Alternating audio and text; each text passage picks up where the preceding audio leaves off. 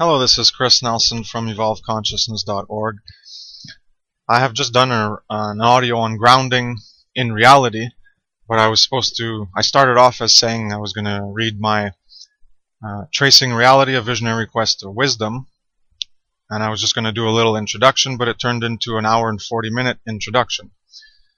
So now I decided to do the recent article that I posted a few days ago, my analysis on my explanation on symbols, reality, knowledge, belief, and attachment, in order to help people understand how symbols are based in reality, knowledge is based in reality, and beliefs and attachment lead you away from reality and knowledge. And symbols, as I've just explained in the grounding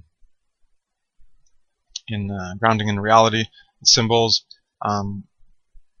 they can be accurate representations of reality through metaphors and analogies, but they can also lead us astray. So we have to always ground things back in reality. So I'm just going to read this article, and it'll provide another more information along with the previous audio on grounding in reality. So I have the infographic, which I'll explain. I guess I could explain it now. So when we have a progression of images as value constructs that leads to attachment. So when we have an identification with information that's identified with our self-image and our self-concept, our sense of self, our worldview, our sense of reality, well, we can develop an identification through an association and a connection with ourselves and reality, and we develop a valuation to that information, and we develop an attachment. So this is the progression of images that as valued constructs leads to an attachment. So when the images that come in, we associate them with ourselves in reality, and the more connections we can make, we tend to value that information more because it provides us with a sense of understanding of ourselves in reality, and that provides an emotional aspect, a feeling aspect, a salience and valuation of that information, and we become attached to it as part of ourselves and understanding reality, and then we can't let go of it. That's what most of humanity is under, for the most part. And a lot of us, we learn new information, and we come across people presenting information like Alex Jones and Mark Passio, and the more information we gain about reality that's actually grounded in reality, then we can detach from our false beliefs that are identified with and connected and valued and we're attached to, that are not based in reality. They're just information and belief that we have believed to be reality, but it's an unreality. So I made a little graph just to show the correlation. When we have identification and value with an image, which is information we receive, it creates images in our minds. So any concept creates an image, images of ourselves in reality. It's all metaphors and similes and allegories, parables and analogies. It's all related to relating things in terms of the imaginal capacities in our mind, which is our imagination. So the degree of identification in an image increases its power over you.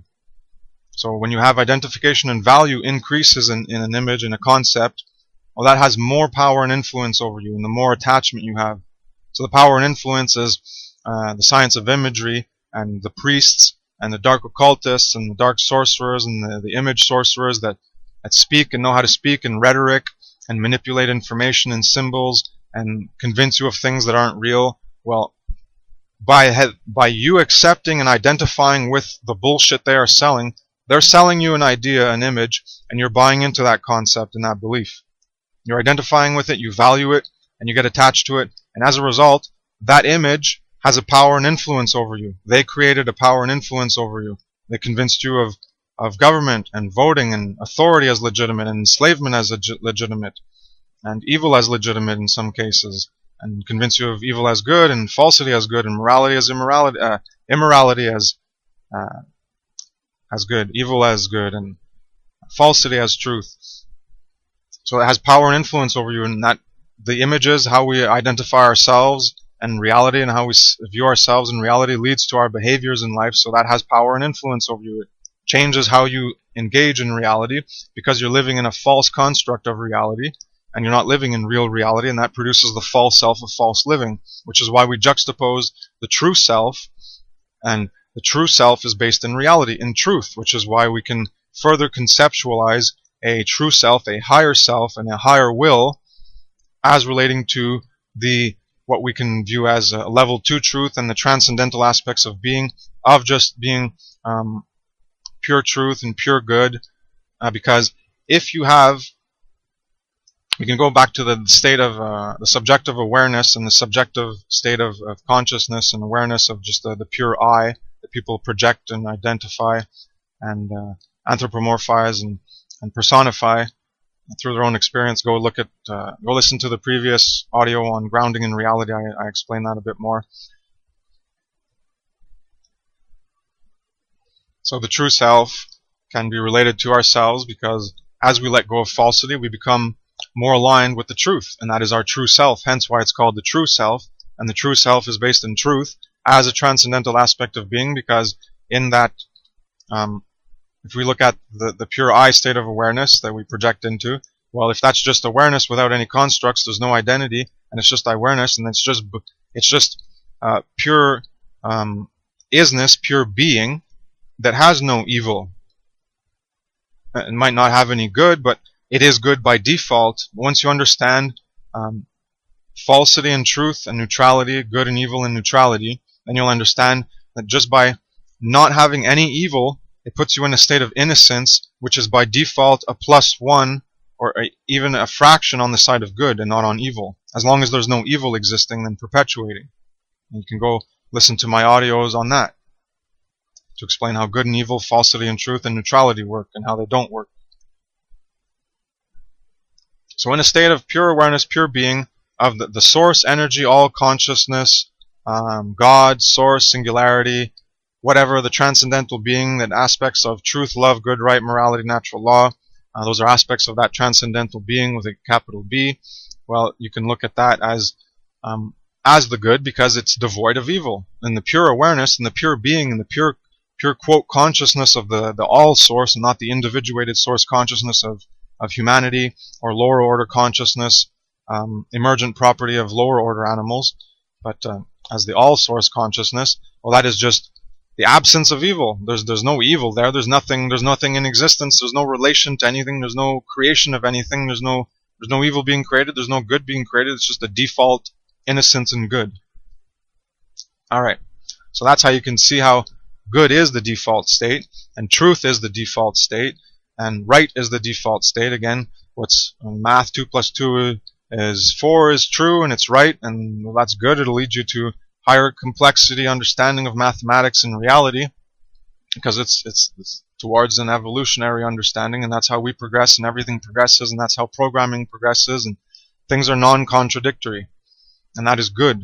Non-contradiction is good. So you can see how all these words relate, and you can see it in etymology, and it's all grounded in reality. Again, grounded in reality.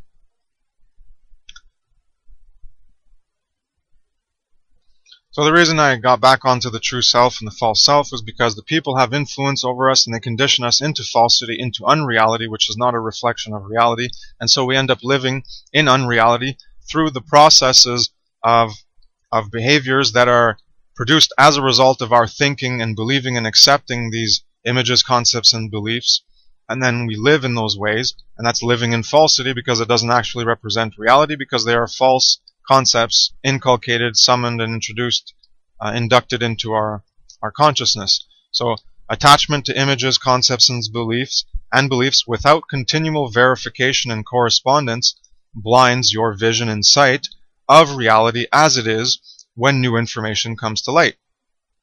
So if we look at the right side of the image, attachment blinds us to reality. And then just a basic example that I could think of that everyone is aware of, where you have romantic love, is blind. Where you have an attachment to someone, it's a concept and how they're devoted to you and how they love you and how you have a trust and you have a contract with each other, a moral contract to not hurt each other. So when someone tells you that someone cheated on you, or someone that you love or have respect for or trust in did something that you're not expecting them to do, that you don't want them to do because you have a contract and you have a belief that they wouldn't do it, well, then you become attached to that belief, and then love is blind, where you don't see reality that's true because you're attached to that belief that the person loves you, and whatever, it's mutual, and whatever That's how love is blind. You don't see reality because you're attached to your emotions. And you're not thinking things through. You're not looking at objectivity. It's all subjective experience. Your experience, the emotion you have for that person, is driving you in life. It's not based on the reality of what they did. It's based on what you want to be. Your subjective reality and your emotion, the experience of that emotion becomes the reality that you project. And then whatever is in reality, well, you're going to deny it because you're attached to that belief. So you are attached to a belief and are blind to other things as a result. The phantasm in your mind of the belief has a hold on you. It has power and influence over you through your valuation of its importance in your worldview or self-image. This valuation is the attachment and identification of yourself with the belief/concept/idea. It is best to not form attachments to beliefs unverifiable in reality. So when you have an attachment to a belief, well, you're blind to reality. You have your belief, and then you have reality. And then you have your blinders on, so you can't see on either left or right side where reality is. You're blind to it. It's in darkness. The only thing you see that has light, that has vision, the only thing you're looking at is your belief, your attachment. And you can't see things objectively. So this is basic attachment and valuation, identification, association, connection, valuation, and attachment that prevents us from seeing reality properly and also develops a power and influence over us because we're attached to it and we can't see reality, and other people can manipulate us in that way, and it's all based on belief and speculation that is not grounded in reality. Alright, so I'm going to go with the article. I'm going to just try to not make comments and just go right through it so it goes quick. Symbols and reality. First came reality. Second came knowledge of reality. Third is language about reality through symbols or word, speech, etc. To create symbols, nature/reality must be observed so that the symbols reflect the natural science of observation in nature and its process/system. That's where symbols come from originally. They reflect nature. So when you have people interpret symbols that in a way that don't reflect things that are observable, well, you can see how they're getting off course. They're going on the dark path, away from the grounding in reality. They're going into pure speculation. They're going into that attachment to a belief that takes them away from reality. They're living in darkness now. They have the only light is on their attachment, and the reality is in darkness. So that's why it's a dark path, because there's this attachment. Not people who accept doubt and accept uncertainty and accept discomfort and accept not knowing and don't have a fear of the unknown because they accept they don't know.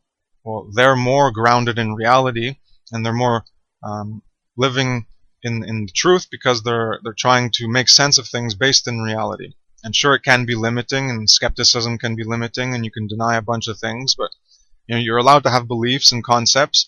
But the difference is possible, probable, and actual, as I talked about in the previous audio I just did on grounding in reality. So first, symbols are pictographs, then abstract lines and curves. That's why, where's the origin of language? Well, it starts in Egypt. It starts in pictographs. If you trace back the origin of language, you have ancient language, then it goes back to Egypt, and then you have other pictographs. You even have in the Hebrew, there's pictographs, and other places, and then you have lines and curvy lines and stuff, and you have cuneiform, Sumerian, and you have there's Sanskrit and all these other things, and it's the English language, Latin language, all these curvy lines and the A and the curves and everything, and that develops from pictographs, which curves and lines and everything, but it was actual images of things in reality that represent reality that then get abstracted, abstractions of abstractions of abstractions, and then they get changed over time. So symbols are analogous references to reality through an image that represent reality, a symbol.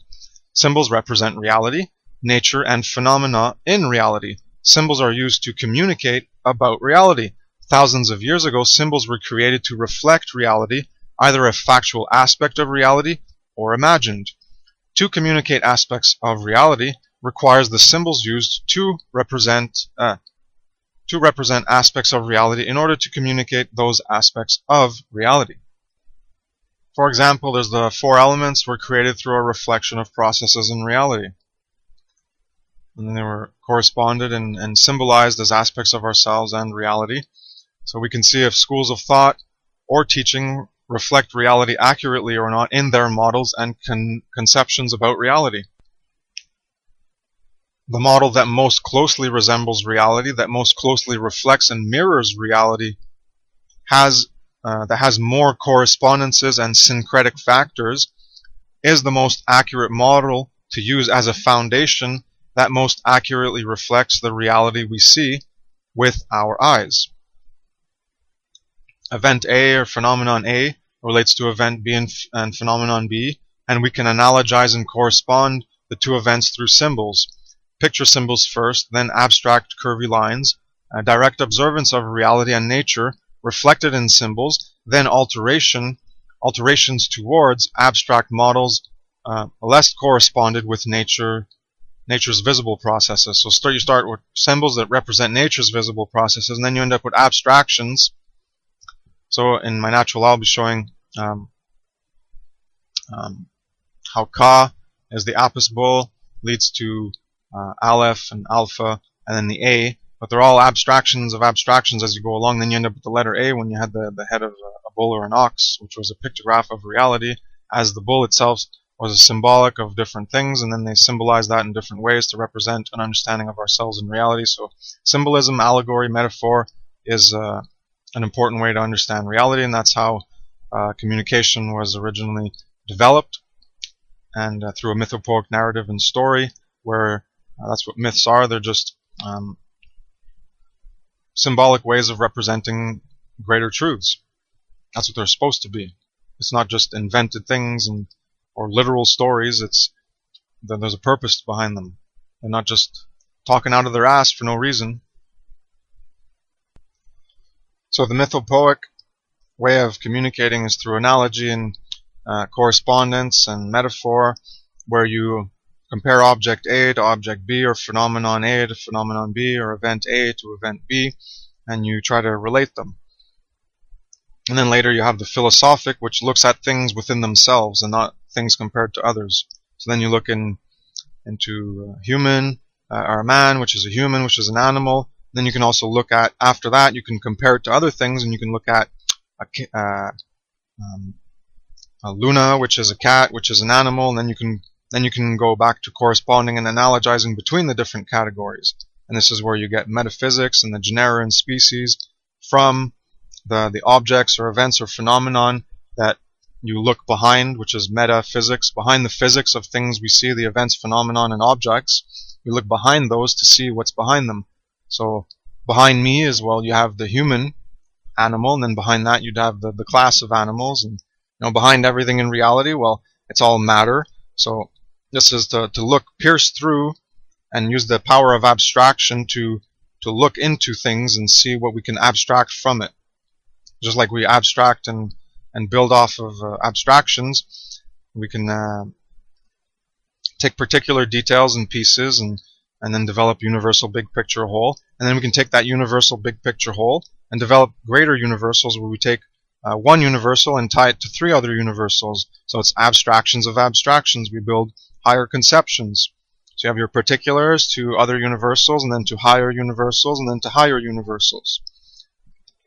So that's the way we can understand things.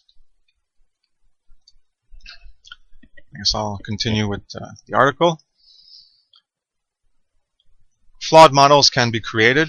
These flawed models were accepted as accurate instead of faulty, and then additional correspondences with reality were made based on these flawed models, which creates a correspondence to support the flawed model, and therefore providing a facade or an appearance that it is an accurate model based on observable facts of reality, when it is not and has contradictions. So that's what I'm explaining about. I mentioned in the other audio on grounding in reality as well, how you can create something, symbolic reference to reality that actually represents reality, and then you abstract and abstract, but then it can potentially take you away from reality and understanding reality, because you're abstracting from concepts, and then concepts of concepts. But the further you get away from reality and the less you're touching to reality, the more you can diverge. So if your original concept was metaphorical and allegorical, and then you build another metaphor and an allegory, and then it creates more dissociation from reality, and then you can get lost and interpret that as real. So the original models, although they may represent actual correspondence to reality, people misinterpret them and view them in a flawed way, and then this flawed model, based on an accurate model, gets projected into the future, and then people build and build and build and build upon it, and you just keep getting more false understandings that keep projecting as just as the reality is created from a base level, just as Legos are created, just as programming is created, just as we learn about knowledge, starts from a base level and builds up, and just as the winding path, if you start on the straight path of 0 degrees, and you waver and waver and waver, and every time you take a fork and a fork and a fork, which is representative of going into a falsity, a flawed model, a flawed conception, well, you can end up going 120 degrees or even 180 degrees from the path that was leading you into one direction, which is the truth and reality, one thing, one way. And you can end up very lost. That is how the falsity of a flawed model can be perpetuated into the future, because it is accepted and corresponded with other aspects of reality that are used to conform to the flawed model, and thereby provide the appearance that it is constructed properly because it's reflecting aspects of reality. But how many aspects of reality is it reflecting? The original model reflected them correctly, and then the bastardized flawed model does it less correctly, but people accept it, and then they build other models based on those models, and then it keeps going awry and more crooked. Centuries and millennia can go by, and the flawed model can still be used because no one is going back to reality to see how things start off at the root causal basic level of phenomenon in nature that we can see, and that were the original sources for deriving the symbolic references to reality and these models in the first place. The flawed models based on symbolic references to reality are perpetuated. Symbols can be interpreted in different ways to fit a model, but may not necessarily reflect the original root causal symbolic reference to reality that is ostensibly shown and easily visible and understood. Symbols feed into the abstractive power of our consciousness to see analogous correspondences between different phenomenon and events in reality. And this is what I'm talking about when it comes to the 4 elements, and I've mentioned it in the last audio and the previous one, I think, too, on how this got changed, and people interpreted the 4 elements rather than a symbolic reference to certain processes in reality and processes of ourself and how we affect reality and co-create in reality, either in good or evil, etc. But they took these elements as literal, and then all this pseudo-alchemy and pseudo-spirituality and pseudo-science gets developed based on how these elements are pseudo and mysticism and all this crap, and how these elements are real, and this is, well, they are real, obviously, they're in nature, but they interpret these basic 4 elements as the foundation of reality for all the other elements in reality, and how these are all in the elements. So, people used to say that that the fire was contained in the wood, and then there was this, I don't know, I forget what it was, I read a story once on, I didn't know people actually thought this way, and they thought fire was contained in everything, and it was there was something that brought the fire out, and they thought there was these. When you don't have a grounding in reality and you're trying to understand things, you can create concepts and beliefs based on correspondences and ways of making sense of things that are completely false. So you can believe that fire is already in everything and it's just being brought out and we're summoning it or something, and a bunch of ridiculous beliefs that can just be created because you're trying to make sense of things. That's what we always try to do, but oftentimes we can create very flawed models and just end up in bullshit, in pure falsity. Are we doing it on purpose? No, but it's because we don't have the ability to process reality properly and discover things and look into them properly, so we just accept oftentimes the basic facade and the appearance, which is a problem of the world we live in. And I have written an article on that in an audio video on substance versus appearance, and how we're stuck in appearances and we're not going to the substance of what matters, which I define as truth, love, good, right, morality, and natural moral law, because that is what I view as the substance that will lead us to becoming more actualized human beings and true beings of our true nature in terms of evolution and where we're supposed to progress towards, because we're sure as hell not supposed to progress towards both doing evil and good, accepting falsity and truth, and unreality and reality. No, it's one way. Evolution is one way. It's not, oh, evolution and devolution. Yay, let's do them both. No. And, in terms of matter and spirituality, well, spirit is just our conception of things we can't see. So you want to call a law, you can call gravity spiritual. You can call anything you come up with in your mind spiritual, because matter is external, and consciousness, the other aspects of consciousness are internal, thoughts and emotions.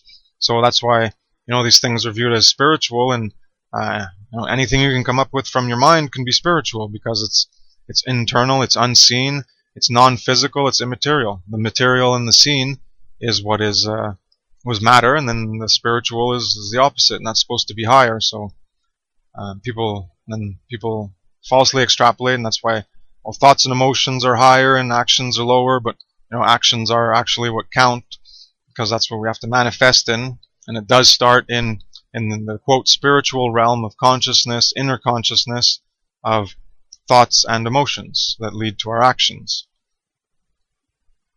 But again, people can misinterpret symbolism and high and low and bastardize things and false correspondences, but metaphors can allow us to understand things as well. So, good is up, bad is down.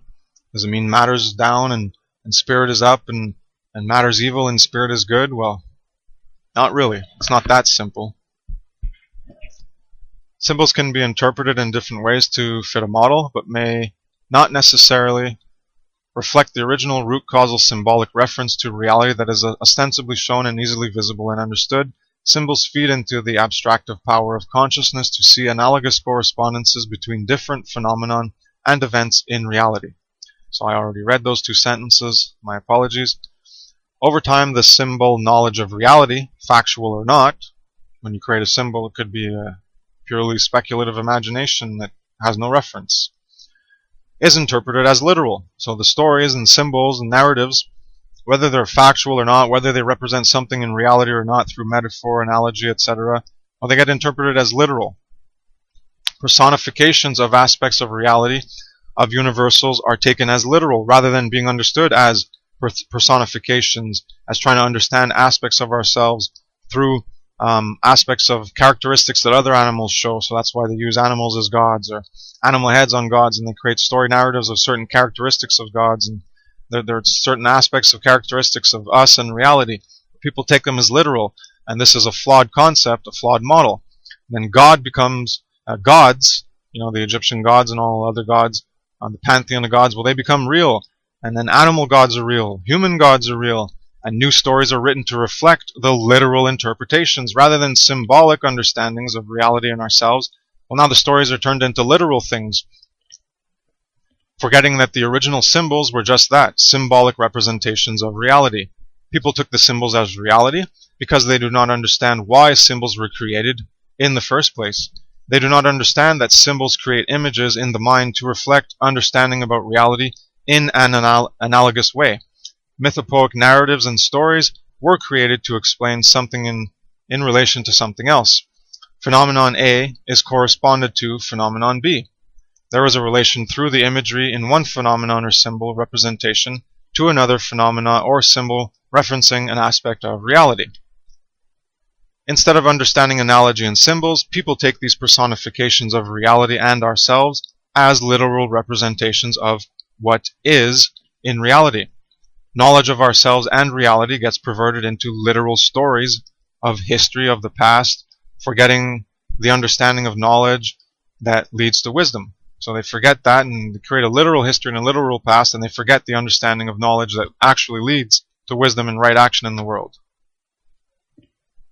Because now it's not a story about ourselves and how to live right, it's a story about something that happened in the past, and we just take that as literal, and we don't learn the knowledge that leads us to right action, to learn from our mistakes, which is the only purpose of learning about history, whether it's real or not, whether it's a story or an actual secondary experience in actuality in history, or whether it's a fabricated fictional secondary experience.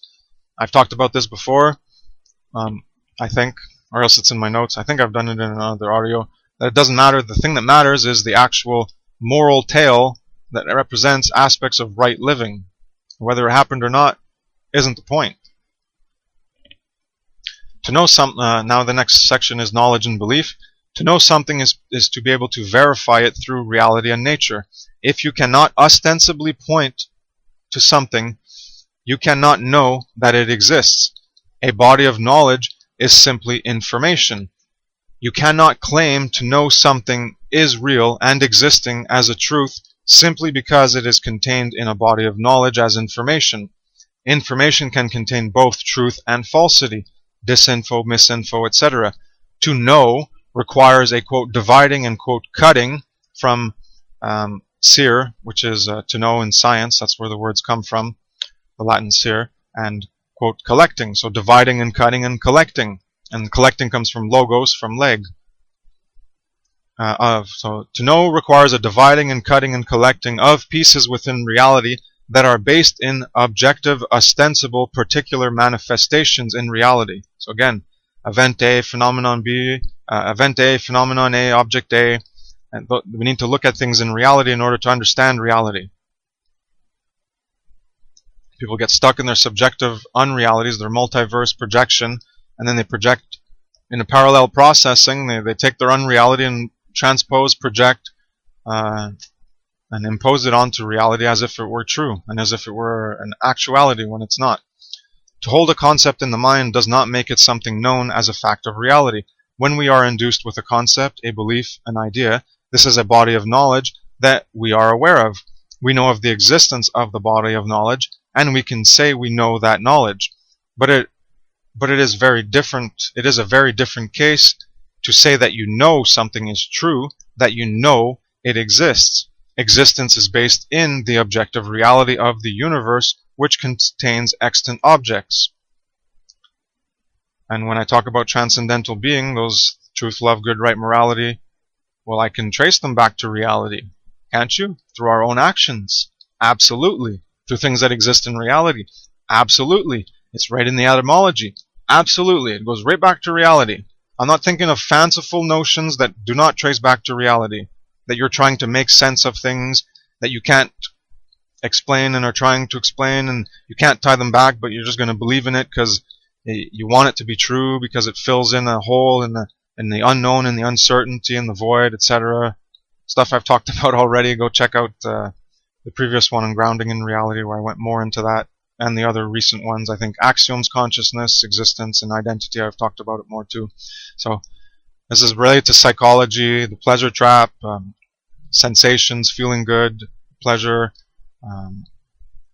versus discomfort and uncertainty, and feeling whole and complete with an answer rather than not having an answer and not knowing something. So existence is based in objective reality of the universe, which contains extant objects. So if you're going to claim something exists, you better be sure to relate it to the existence in reality, not to just some speculative belief. So I don't say God exists. I don't say all that aspect exists. I call it a conception. I say it's speculative. I've been emphasizing that in probably the past 8 to 10 audios. I've been emphasizing the speculative aspect, because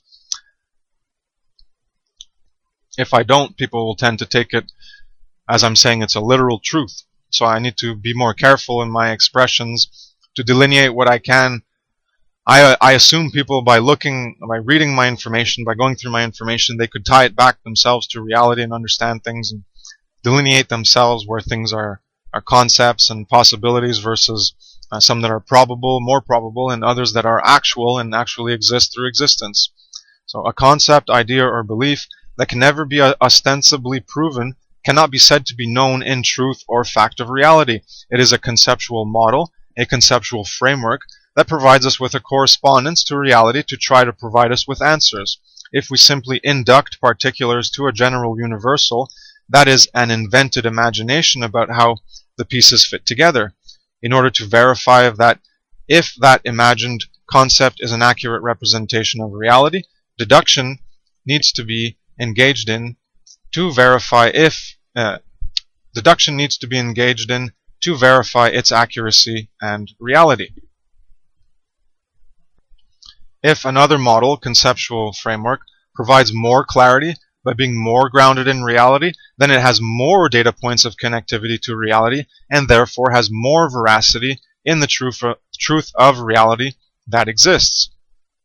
And it's more probable versus the other one that's less probable. So you tend to accept the more accurate model, even though it's conceptual and speculative and it's an idea. But it has more grounding in reality, even though it may not be completely visible in reality and tied back to reality. You can see how it makes more sense than another one, but not based on belief in what you want to be true and how you expect things to go, because you're trying to find answers to things that you don't know, and why, the ultimate cause of everything, and why we're here, why we're evolving, what's our goal. You're trying to answer those questions. That's pure speculation, and you're going to take them as reality, and you're going to base your understanding of reality based on that speculative concept. You're working in reverse, and you're creating an unreality for yourself. Level 2 truth as a transcendental being is an ideal, perfect concept or idea that we aspire to as a better, improved state of being, especially compared to embodiments of the negation of the transcendental being, which would be falsity, evil, etc. We can conceive of truth, love, good, right, morality, because they are aspects of, quote, transcendental being, expressed through non-transcendental beings in objective reality. We can ostensibly see expressing the good, truth, morality, etc. Or the opposite. As causal agents, we can express them. Things innately are mostly inert and non-expressive in consciousness and the capability of creating good or evil, so they're inherently good in the neutral aspect of a plus 0.1 good. They're just by default on the good side because they're not able to creating evil. We can have an idea of the ideal and work towards it. The aspects of transcendental being can be tied back to objective reality through the manifestations of the particular individual extant beings in objective reality.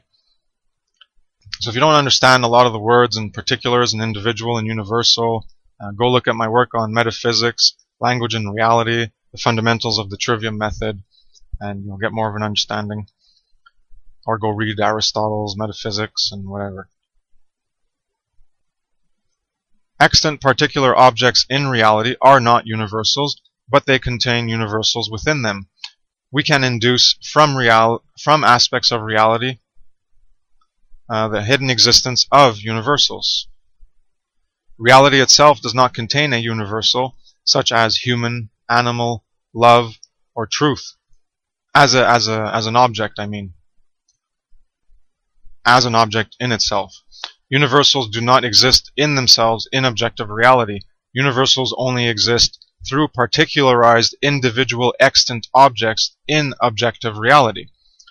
Level 2 truth is discovered in the subjective reality of human consciousness. So we always have to process reality through our own inner consciousness, where we can collect the data sets, the particulars of the objects we see in reality, and collect them into a group and try to understand them in relation to each other.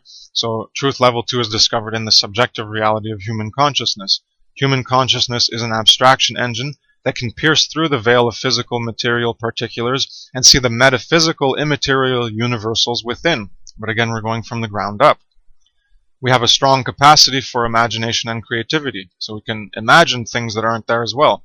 Simply inducing a universal image in our mind from the particulars of reality does not constitute a truth. We need to further verify our imagined universals that we think we see in reality through deduction by bringing our universal or general concept back down to grounded reality. And that's the purpose of deduction and the induction and deduction spiral, which you can see in my Language and Reality 5-part series on trivium and language and reality. We need to find more data points in objective reality to create a connection with the universal we have discovered in our subjective reality of consciousness. Because to discover things requires consciousness, and it requires a subjective realm of piecing things together, imagining things, and then you have to verify them back in reality. This is where we align our perceptions and conceptions with objective reality. This is what logic is for, to induce and, more importantly, to deduce and verify our imagined concepts. The more aspects of reality we can grasp and create connections between the data set of reality and the universal general concepts, the more correspondence we have to validate that concept and increase its veracity as a truth. If the concept is true, the universal will be applicable to all related aspects of particularized reality that it applies to. So I'm going to say, well, the universal of cat applies to all organic organisms. It applies to humans and dogs. No, that's why you need to deduce and say, okay, well, it applies to all of those particulars that it relates to, the related aspect of particularized reality. That universal applies universally. That's why it's called a universal. If a universal is not true, the applicability to aspects of reality that should work will not work. This can only be discovered through deduction back down to reality to see if our universal is universally applied to those things we first induced from. A universal is a universal because it applies to all the particulars that it's supposed to apply to. So an example of false induction to see why induction can be a problem.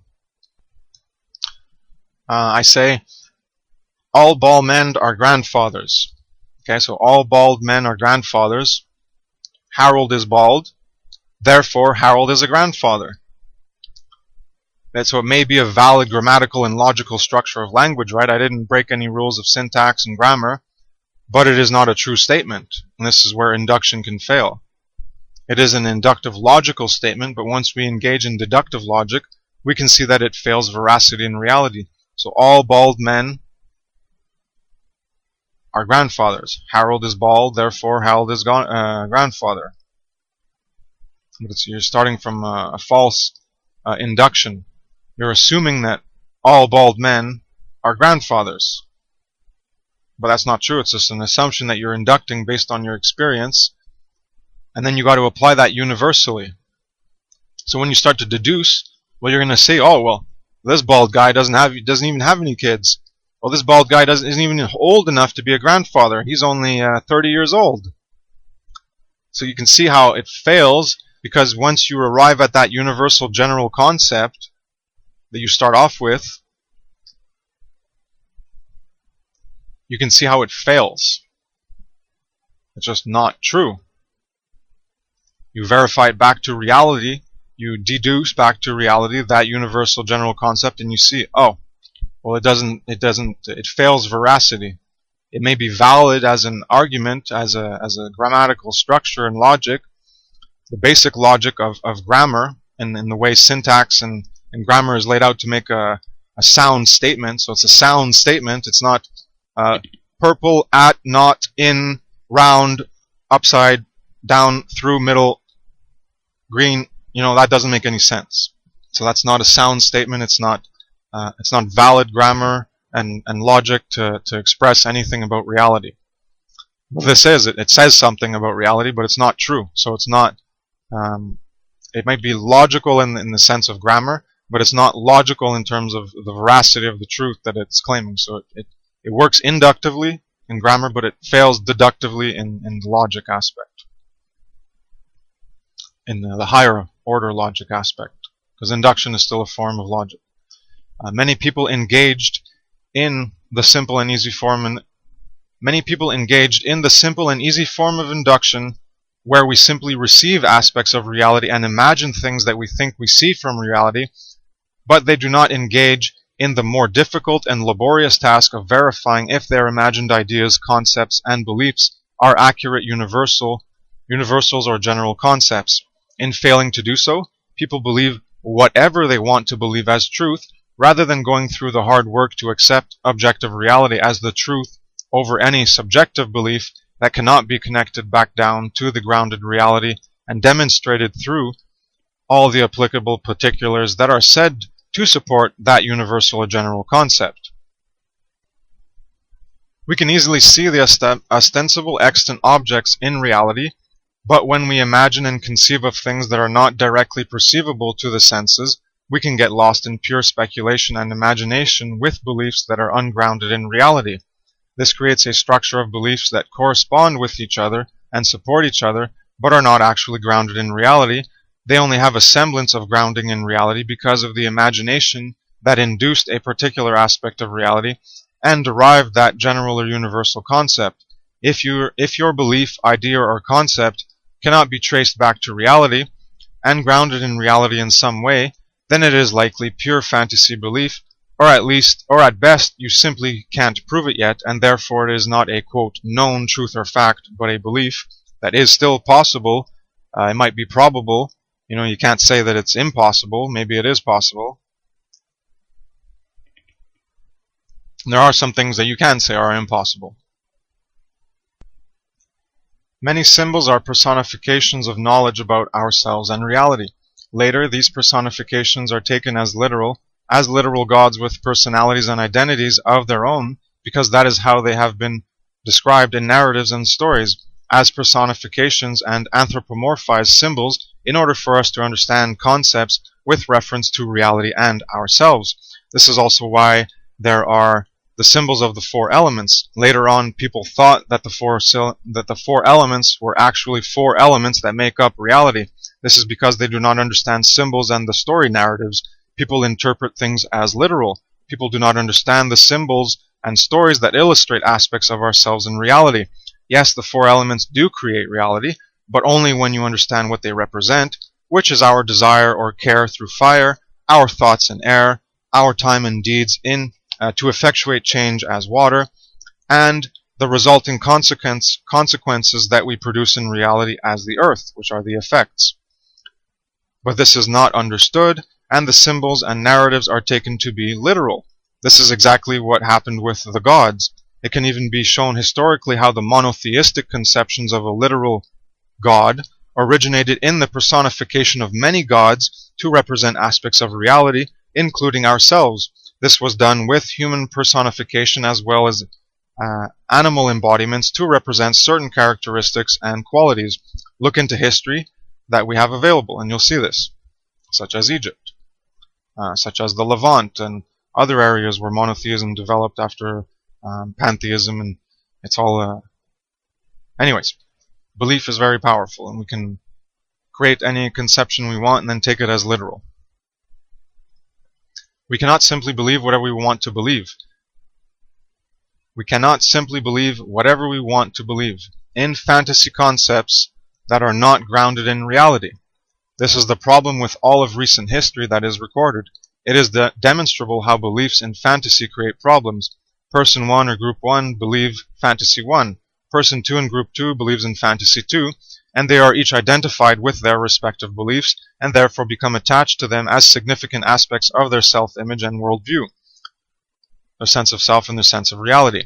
They are both ignorant of grounding their beliefs in reality, and they remain fantasies of subjective reality each respective one holds on to for dear life, because that's what happens when you attach beliefs to yourself, is you hold on to them as aspects of yourself, and to let go of them and to let them fade away would be to letting a part of yourself fade away because you're attached to it as part of understanding yourself in reality.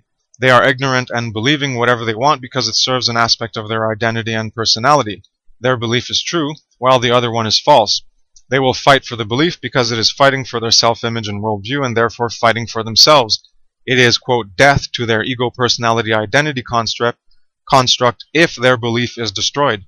If their belief is destroyed, they are destroyed. They will fight to the death, or argue a lot, to preserve themselves and their belief. But none of it is grounded in reality to be proven. It is mere speculation and belief in an idea, belief in images that have been induced into their minds, into the imaginal phantasmal realm of mind, whereby they are invoked, like a spell that is cast, with images that they are attached to. This is magic of language and symbols, creating images through symbols and inducing them into the minds of men to have them accept the ungrounded belief as reality. The subjective phantasmal image in their mind that has been induced by a sorcerer or priest or dark occultist, etc., is now an important way they understand themselves in reality, and they cannot let go of it. This belief has filled a hole created by the doubt and insecurity of a question, or if there was no question before, they have been provided with an answer to a question they did not know they were asking. If the answer is removed from their self-image and worldview, if the free-floating, ungrounded belief is destroyed, they will have no foundation to stand upon, and they will fall from the fantasy free-floating belief down to the ground and shatter. They did not build their understanding of reality or themselves from grounded truth and reality. They built themselves up, their ego personality identity construct, from beliefs that are not based in grounded reality, and the fall from that high hurts. The more ungrounded beliefs are corresponded and create a structure of free-floating beliefs, the more difficult it is for people to let go, and the more attached they are to this structure to sustain the self-image and worldview they have constructed, the sense of self and sense of reality they have developed. When this is challenged, people get angry and mad, which is cognitive dissonance, and need to defend it, because it is seen as a challenge and an attack upon themselves. They need to defend the idea/belief because it has become them. They have accepted belief as reality, unreality as reality, and have become a false self with false self-images and false worldviews. People believe whatever they want to believe from their subjective reality because it provides comfort to have an answer to a question. There is the removal of uncertainty and doubt, and this is a feel-good comfort. When you remove the hole in the unknown, the fear of the unknown. Objective reality does not matter as much as the comfort that the belief provides. People believe what they want to believe because it helps to make sense of the world by providing answers. Even if they are false answers, they often are comforting and sounds good and feel good.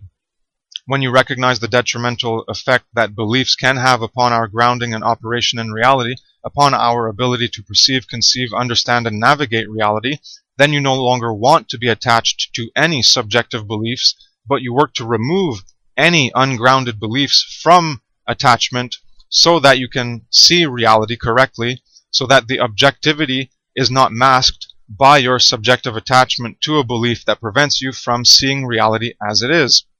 You do not want beliefs, you want truth based in objective reality. Beliefs can remain as possibilities, but they are not verified or proven actualities. An idea does not represent the basic truth level 1 of reality or the ideal truth level 2. It is an idea or concept or belief in your mind that may or may not be true. Until it is verified, it is a possibility and can be a working model to try to make sense of things, but it is not a known truth or known fact until it can be verified accurately, until it can be accurately verified over and over. Speaking words induces images and concepts into the mind of the receiver, which can be valued and attached to. This concept now has power and influence over you and your ability to perceive reality correctly. A belief is something you do not verify or possibly cannot verify fully in order for it to be known. So you require trust, and it will take hold of you and prevent you from objectively being able to see the holes and problems in the concept. You become blinded by your attachment. This is what happens with all of the religions in the world, taking in induced feel-good images about an afterlife, immortality, heaven, etc. When you are comforted with that answer for death, uncertainty, and insecurity, you get attached to that answer and the provision that provides you with that comfort. So that's it. That's all. Thank you very much for listening. Thank you for your time and attention. Have a nice day. Take care. Peace.